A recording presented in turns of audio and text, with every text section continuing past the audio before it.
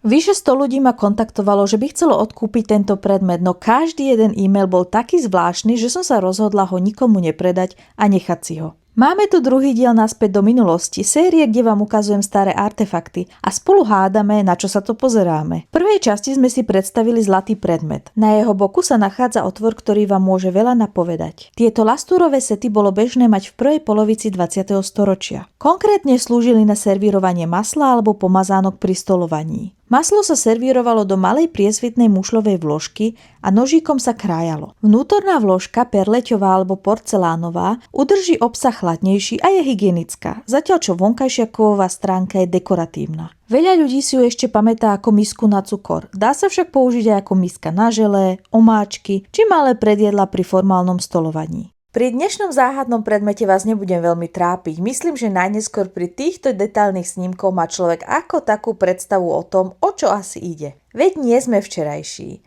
Skúste však byť čo najšpecifickejší, na čo presne nám to bolo. Čas máte do ďalšej epizódy. Pa, pa!